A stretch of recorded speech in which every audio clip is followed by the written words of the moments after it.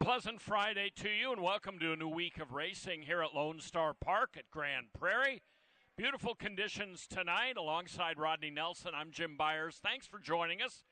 Good weekend of racing coming up. We're fast and firm tonight. 77 and sunny, beautiful conditions tonight. Yeah, it's going to be a not's not for the races. We got 8 of them, so let's see if we can't pick 8 winners, right?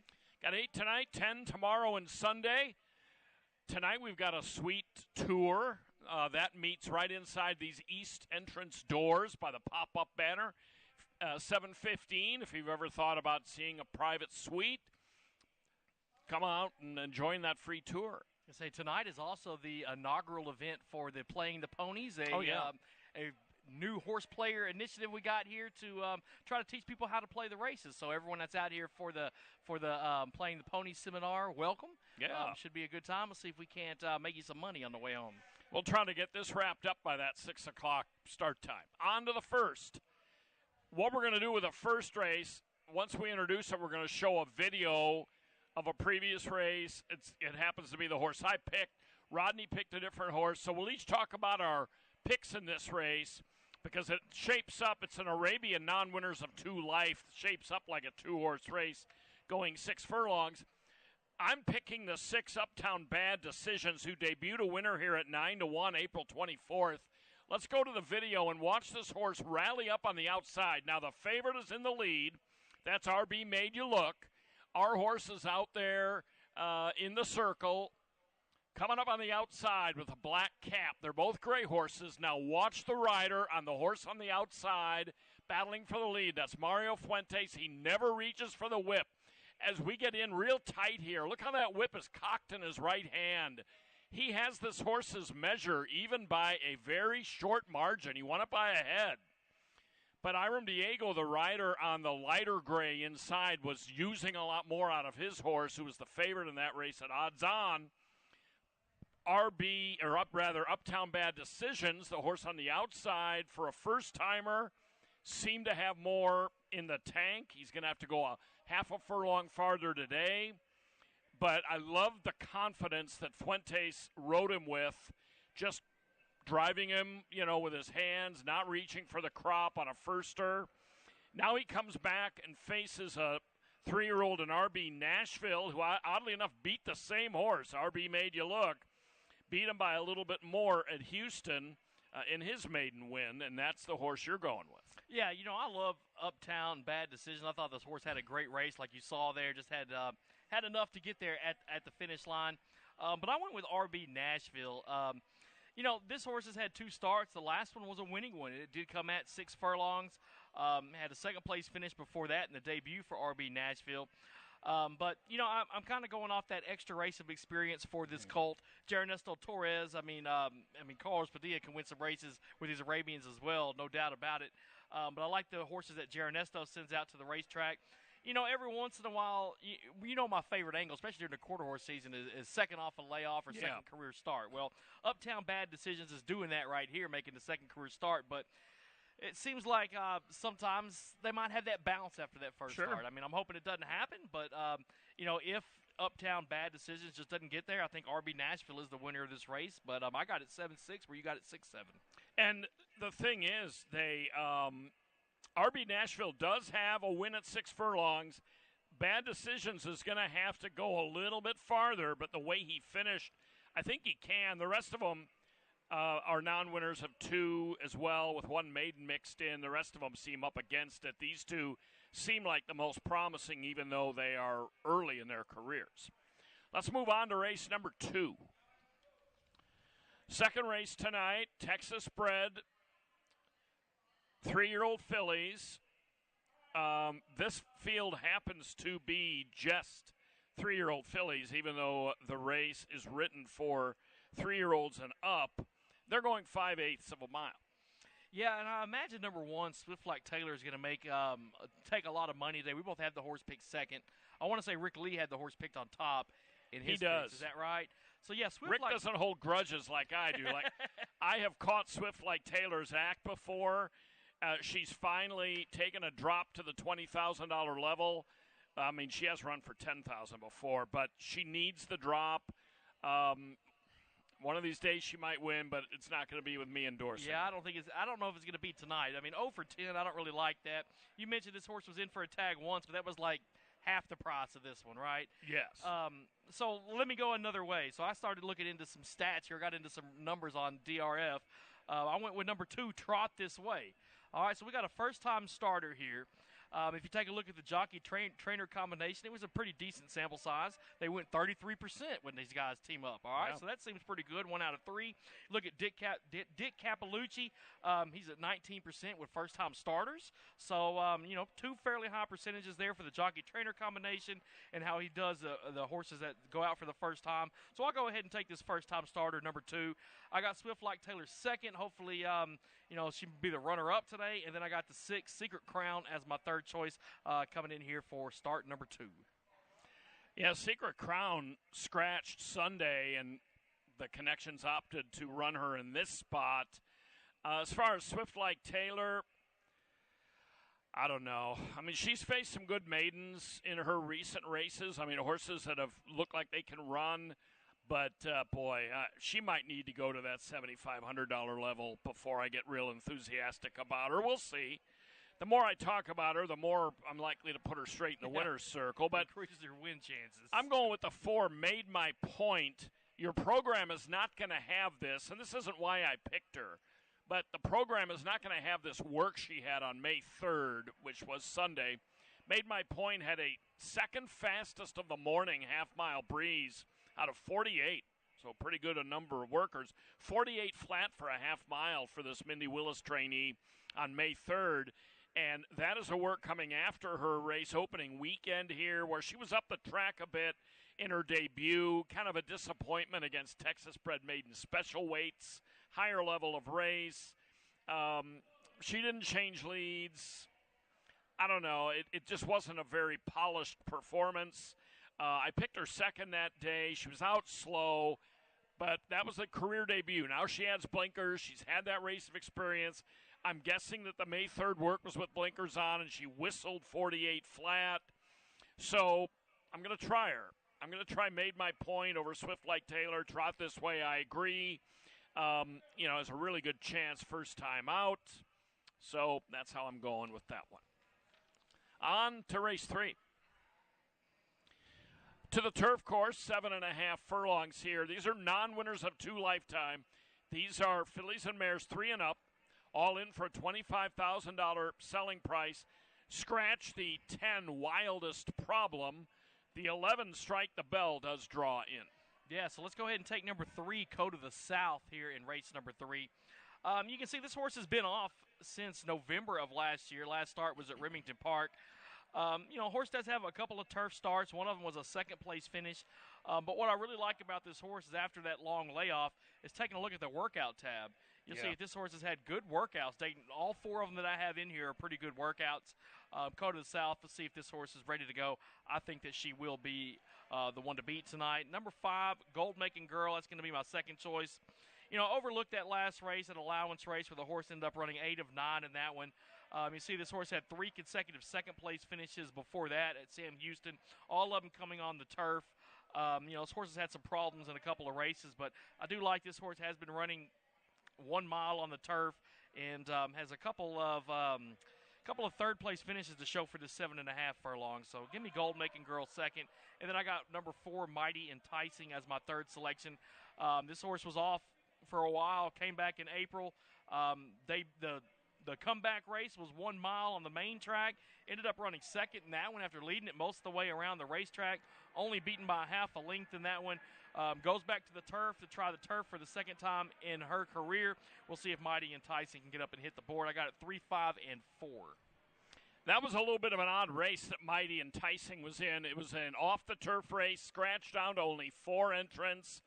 And she had the lead, but she was off the rail. And the winner, Chicka Chick, just went all the way around on the inside and got through and wound up winning. And Mighty Enticing was only beaten a half length, despite getting the worst of the tactics.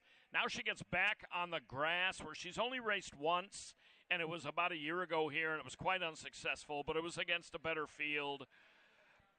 That was a pretty good try here in her comeback race after having been off since last summer, but even though she's the lukewarm 3-1 morning line favorite here, we're all picking Code of the South. Rick Lee is picking her. You and I are picking her. She's the third choice on the line at 9-2. The thing I like about her is she can pass somebody. Some of these fillies really don't look like they're much on passing horses. Pronunciation can pass horses, but she's only won 1 out of 16. So, you know, she passes some, but not always enough. But Code of the South does look like the type of mare that can sit and rally.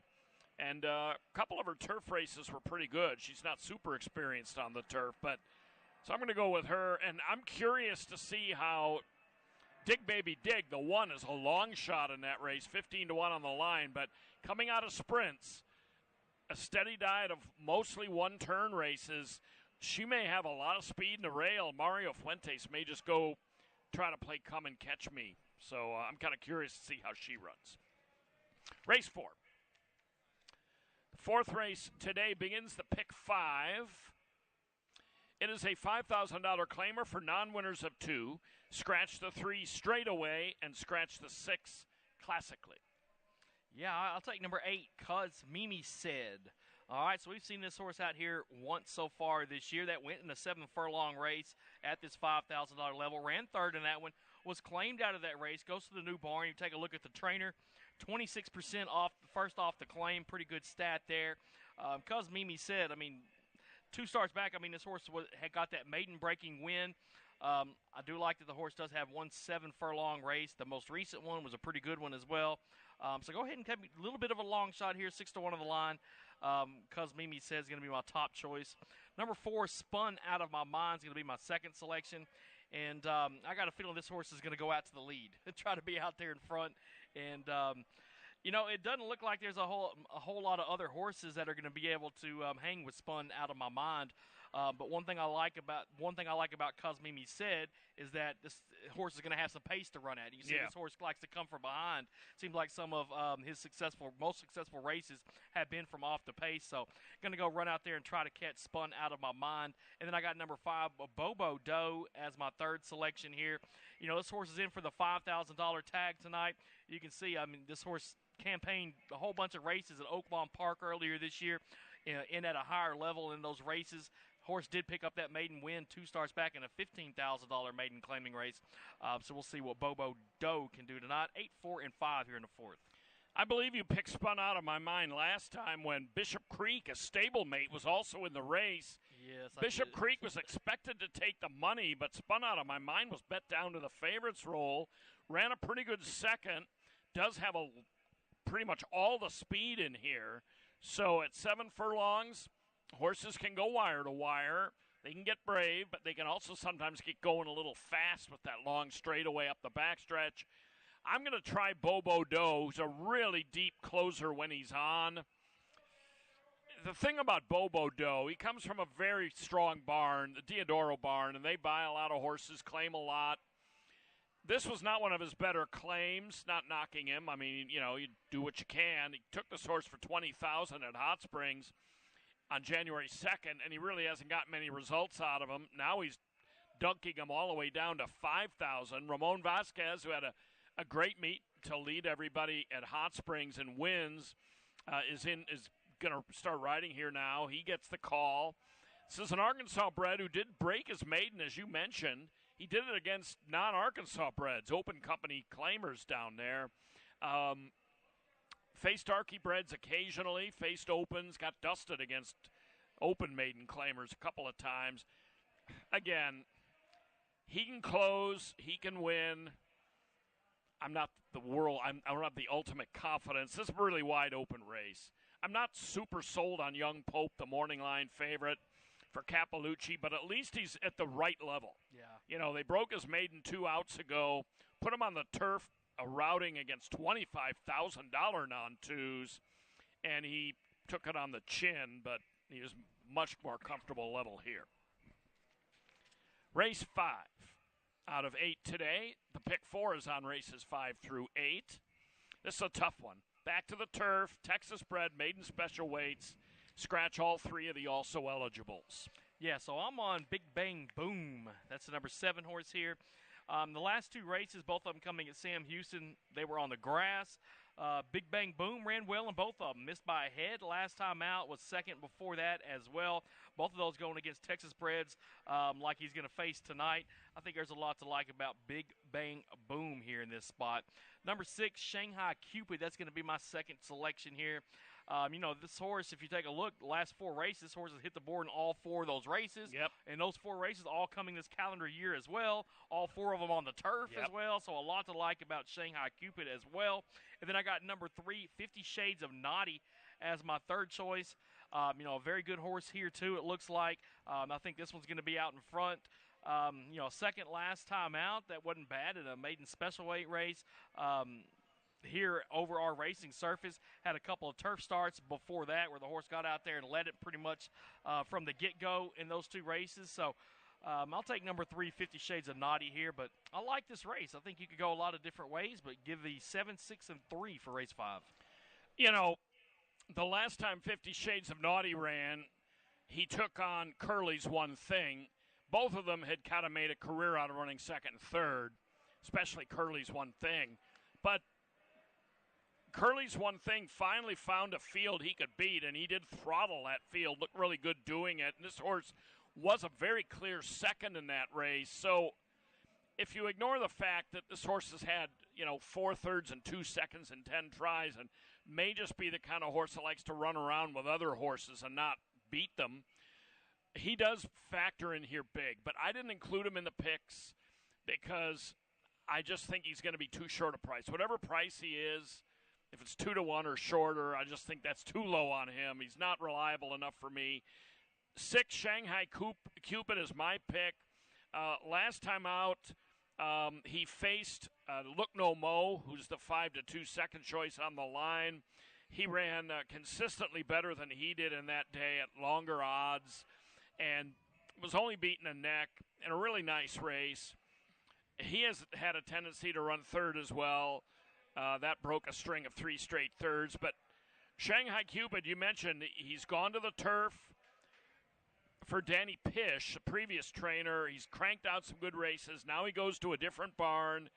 And I just think this guy likes the turf. I think he's found a home routing on the turf and in a wide-open race. I'm going to take him over Big Bang Boom, who, since they added Lasix to him when he turned 3, has been, 2 good seconds on the grass. So I'm going to take 3-year-olds in here, first, second, and third in a match, a race that does include some older horses.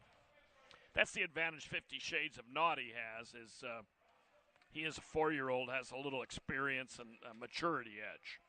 Race 6. Couple scratches here. Number 2, Wishman, and an important scratch as far as the morning line goes. Number 6, Sitka. I was not on Sitka's bandwagon anyway. I was with the 1. Here Comes Braylon, as I see you are as well. 6.5 furlong, older horses in here. I'm just looking for somebody that can finish, somebody that can finish strongly. A lot of these horses tend to back up late. So I'm going to hope for Campolucci here straightening up or shortening up from a mile. Yeah, here comes Braylon. Can definitely finish. I like that angle shortening up from the route to the sprint tonight. This horse, he has a win, a recent win. I mean, I say recent, they came back in January, but it was this calendar year. Won by 3/4 in a $20,000 claiming race down at Sam Houston. Does have a race over our surface. That was the most recent one in that 3rd place finish at the mile. If you take a look at how this horse has done at 6.5 furlongs, a perfect 2 for 2 at the distance. So I like that. Give me, here comes Braylon on top. Number 5, Ring Seeker. That's going to be my second choice. This is a horse that has a couple wins out here as well at Lone Star Park. You take a look last time out, this horse ran 3rd, was a 2nd before that, both those at Sam Houston. I mean, this is a horse that gets up and hits the board, it seems like more often than not. 10 of 14 lifetime, this horse has finished in the top 3, 3 of 4 so far this year. Ring Seeker can definitely run. And then I got number 4, Special Moment, as my third choice here. This horse came close 2 starts back, missed by a length in that race with a 4th place finisher last time out. Ended up getting caught toward the end of the race. In both of those last 2 races, you can see that this horse got caught. So shorten it up from that 1 mile to 6.5 here should do special moment a world of difference here. So give me 1, 5, and 4. I think he is liable to get a much better trip here going the slightly elongated sprint. Here comes Braylon. We've already talked about him. He had speed. He routed last time, faded. Now he gets to go one turn. I'm hoping he runs back to that race, 3 races back in January at Houston. He's a bit of a tentative pick for me. Ring Seeker, oddly enough, my PPs go 12 races back. They don't show his first 2. He's run 14 times. Well, he started his career by winning 2 straight races right here. And I believe one was a Texas Stallion Stakes and one was another type of stake. And so they wheeled him in. This was when he was a 2-year-old. They wheeled him into the Kip DeVille at Remington. He wound up as an early 3-year-old running in the Groovy in the Jim's Orbit. He looked like he might be a stakes-type Texas-bred sprinter. Now, he's wound up in the claiming ranks. That was when he was with Asmussen. Now he's with Caldwell. He's going to be quick. And, he's a big factor in here as well, obviously. Race 7. There's one 3-year-old in here. That's Big Time Charlie. The rest are older runners. Scratch the 9, Rarotonga. 6 furlongs, first level allowance race. Horse is not eligible to be sold. Yes, I'm taking the baby, the 3-year-old, Big Time Charlie. All right. Take a look back. 3 starts back, this horse was a stakes winner, right? At Sam Houston Race Park, that was in the Groovy Stakes. It was over a muddy track, but, we'll see what happens. Last time out, this horse ran on a sloppy track, ran a good 3rd in that one, in a big allowance optional claiming that was over our race course. But we'll see how this horse does today. Does have a win and a 3rd out here at Lone Star Park. Is a perfect 1-for-1 at 6 furlongs. So you got to like that. I mean, it's hit the board in 3 of 4 this year. 2 of those being wins. I think Big Time Charlie is definitely moving in the right direction as a 3-year-old. I got number 10, Midnight Boss, as my second selection. Horse was a winner last time out, won by 4.5. A close-up second before that, another win at the beginning of December at Remington Park for this horse. I'll take Midnight Boss second, and then I got number 4, Final Storm, as my third choice. This is a horse that looks like he should be able to close tonight, so if that pace gets out there and he's got something to run at, I wouldn't count out Final Storm. Justin Evans, the trainer for Darrell, I think he's going to have a horse in the Preakness next. Is that right? Week. I could be wrong, but I think I read that earlier today or yesterday. So good luck if he does. Yeah. If he doesn't, good luck here tonight. So it's going to be an odd Preakness because they're running it at Laurel with the construction of Pimlico. They're going to cap the attendance at about 4,800. Yeah. We'll have almost that many here tonight. Right. And certainly for Mother's Day Sunday we will, but nonetheless. And Steve Asmussen's thinking of running a horse that he's worried if it was the normal 100,000 crowd at those Triple Crown races, a wild place like Pimlico, but being at a quiet Laurel with only 4,800 fans, Asmussen's thinking of running one there just for that reason. So if Justin does go in there, good luck to him. I'm going to throw a little bit of a bomb in this race. I took the 3 Proven Advocate. This horse is not really a sprinter, but he does show one race at 3/4 of a mile, and he won it. It was back far enough in his history that it doesn't show up on the PPs. He likes a dry main track. There's no question about it. He frequently runs on the turf, frequently goes 2 turns. They're putting him back in a sprint here. Jade Gellner, really good trainer, off to a little bit of a slow start and limited tries, but he's going to win a lot of races. This is a horse that was running competitively in good Texas-bred turf sprints like the Richard King and the Sunlit Song at Houston. Last year he ran in the Assault, the Texas Hall of Fame on turf here. Again, I don't normally take non-sprinters in sprint races, but there's a fair amount of speed in here, and I didn't love anybody else, so I'm going to try him to be roaring from behind. And Midnight Boss, certainly comes off a nice win and has trained well since that for Cappellucci. I think McDude has a little bit of a chance. His last race was horrific, but it was a mile on turf. And, he gets back on dirt sprinting today. I think McDude has a shot for Fincher. Big Time Charlie definitely, with his speed, is dangerous. So Mobster adds blinkers off a long layoff. That's a good race. Race 8. There is a carryover, $1,980 in the high five for the 8th race. It's 3-year-olds, a mile on the turf. Scratch number 1, one of the contenders, Misinformation. That leaves a field of 9. These can be non-winners of 2 life, or you can be in for a high price tag of $62,500. Yeah, so I'm on Sweet Retreat. That's your number 2 horse here. Broke that maiden 2 starts back. That was in the middle of March at Sam Houston. They're going 1 mile on their turf course. Followed that back up with a 1-mile race here on the grass. Ended up running second in that one, just missing by a neck. Horse has a lot of speed toward the end of the race. Give me Sweet Retreat on top in the finale. I'll take Final War, number 8, as my second choice. Horse was a winner last time out. That was on the grass. Before that, had back-to-back runner-up spots at Delta Downs. Horse did fire a nice workout back on the 23rd of April right here over our surface as well. And then I took number 3, Running Point, as my third choice. I mean, this horse has won back-to-back races. Yeah. I wanted to put this horse on top. Just couldn't do it, though. You know, I love horses that come in here off of win streaks. This horse hadn't trailed in those last 3 races, so it's been a while since this horse has seen the back of another. But you can see, I mean, this horse in those races it jumped out to some huge margins, right? Like, most recent one, this horse was up by 10 early on in the race.